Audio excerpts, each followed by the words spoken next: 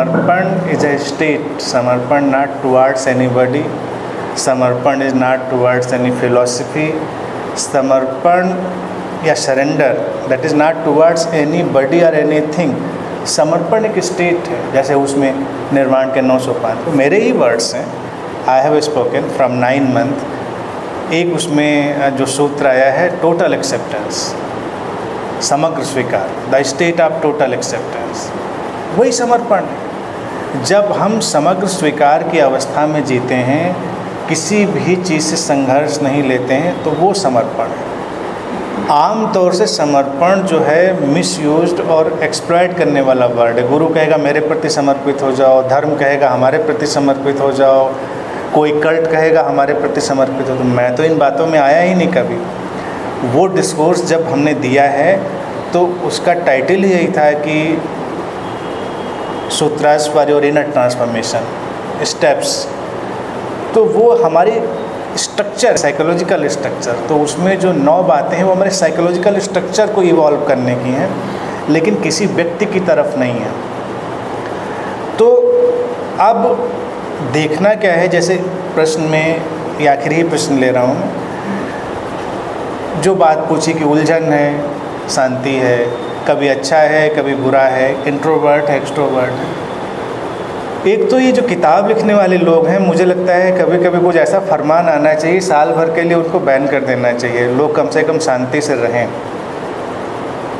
नोटबंदी की तरह से कुछ दिनों में किताब बंदी भी कर देनी चाहिए। तो क्या होगा कि लोगों के मन में जो डिवाइड है वो पैदा नहीं होगा।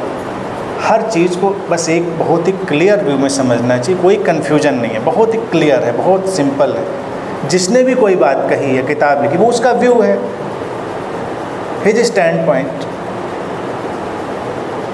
हम उस स्टैंड पॉइंट पर खड़े हैं कि नहीं खड़े हैं ये हमको नहीं पता, लेकिन हम इंफॉर्मेशन टेक्नोलॉजी की एज में सारे जो व्यूज़ हैं, सारे दृष्टिकोण हैं, उनको हम देख सकते हैं। तो कोई भी कही गई बात दुनिया में, वो कोई भी व्यक्ति कह रहा हो, मैं भी कह रहा हूँ, किसी ने पहले भी कही हो, वो कभी भी टोटल ट्रुथ नहीं हो सकती। वो उसकी तरफ से देखा गया एक ढंग है, लेकिन फिर भी कुछ बातों को सिंथेसाइज किया जा सकता है जो नियर टू टोटलिटी हो सकती है।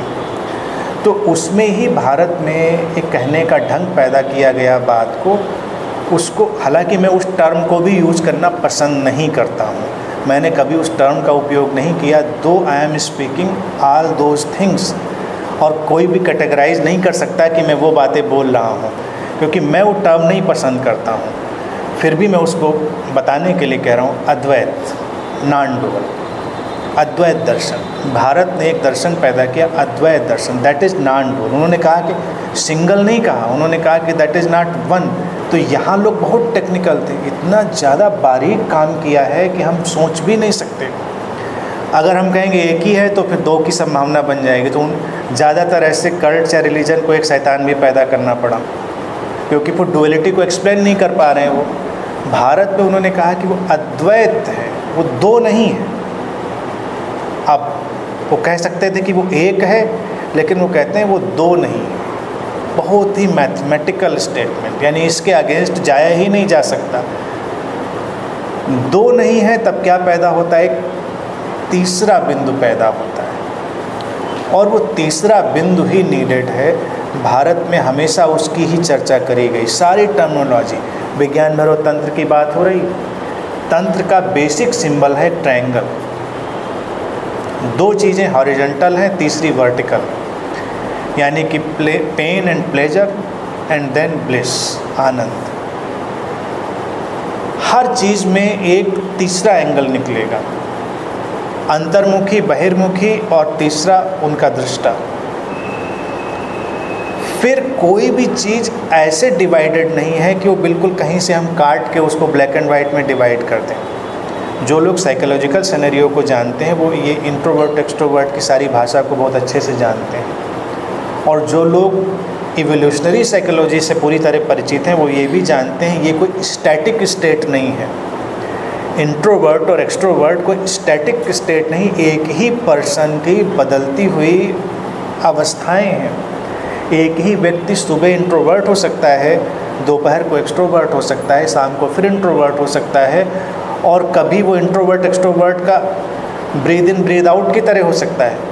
तो इट इज़ कॉम्प्लिकेटेड। तो हमको तो डिवाइड नहीं करना, हम कहाँ से डिवाइड करें, हम डिवाइड नहीं कर सकते। तो टोटलिटी में देखा हमने। हमको तीसरी चीज़ जब पकड़ में आती है तो दो चीज़ें मायने रख जाती हैं, पेन और प्लेजर रहेगा। हमको पेन को प्लेजर में कन्वर्ट नहीं करना है। फ्रस्ट्रेशन रहेगा और पीस भी रहेगी, शांति और अशांति दोनों रहेंगे। तो हमको अशांति को शांति में कन्वर्ट नहीं करना है। तो जिस शांति की बात हम करते हैं वो थर्ड डायमेंशन है। वो शांति की एक वो अवस्था है जहाँ पर शांति और अशांति का भेद नहीं रह जाता, उनमें विरोध नहीं रह जाता। वो एक अलग शांति की अवस्था है कि जब हम दोनों को एक इक्वेनिमिटी से, एक समता से देखते हैं। अभी शांति आई तो हमने उसको देखा, थोड़ी देर में अशांति आई हमने उसको देखा, और जो ये चीज़ देखने वाली अवस्था बनी वो एक अलग शांति है, वो स्थिरता जैसी है। जब तक व्यक्ति शरीर में रहेगा ये दोनों चीज़ें चलेंगी, दोनों चीज़ें मूव होती रहेंगी। किसी को किसी चीज़ को कन्वर्ट करने की कोशिश नहीं करनी है, वो रहेंगी। बस हमको उसके पीछे थोड़ा और जाना है, उस तीसरे बिंदु पर जाना है जहाँ पर हम दोनों को देखते हैं और उनका पूरा स्वीकार करते हैं। वही समर्पण है कि जब हम स्वीकार करते हैं कि ऐसा होता है, हम उससे संघर्ष नहीं करते।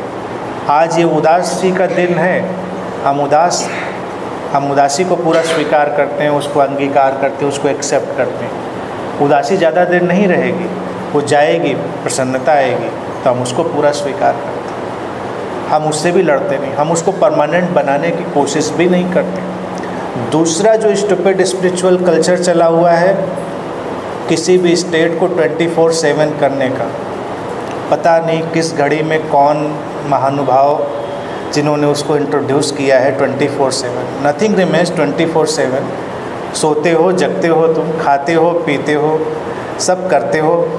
24 घंटे में कितने तो फेजेस बदलते हैं। 24/7 क्या रहता है? तो कोई सज्जन आए कहेंगे नहीं, मेडिटेशन शुड रिमेन 24/7। अब तुम बड़े मुश्किल में पड़े हो। 24/7 सूसू पोटी भी जाते हैं, नहाते भी हैं, झगड़ा भी करते हैं, खाना भी खाते हैं। 24/7 कहाँ लगा है मेडिटेशन? और फिर कम से कम कुछ तो जगह चले ही जाता है, वहाँ तो रहता नहीं। अभी अलग प्रेशर और गिल्ट। तो कुछ लोग उसको अपने वॉशरूम से, बेडरूम से लेके बहुत जगह तक ट्रैवल कराते रहते हैं, और मेडिटेशन एक फ्रस्ट्रेटेड डॉग की तरह हो जाता है जो कहीं का नहीं रहता। धोबी का कुत्ता जो होता है ना घर का न घाट का। तो आजकल वो अवस्था ऐसी हो गई धोबी के कुत्ते वाली, न घर की न घाट की, न इधर न उधर। Acceptance. Sometimes you are meditative, sometimes you are not meditative. Accept it. When you are meditative, enjoy it. When you are not meditative, accept it. बहुत टेंशन है इस बात का। और दूसरा ये शिवा बुद्धा, इनको मुक्ति दो, उनको थोड़े हाल पे छोड़ो। कुछ लोगों को शिवा का कल्ट बनाना है, so they are doing all those things. कुछ को बुद्धा का कल्ट बनाना है, तो they are doing all those things. हमें कोई कल्ट नहीं बनाना है। So remain free and enjoy everything.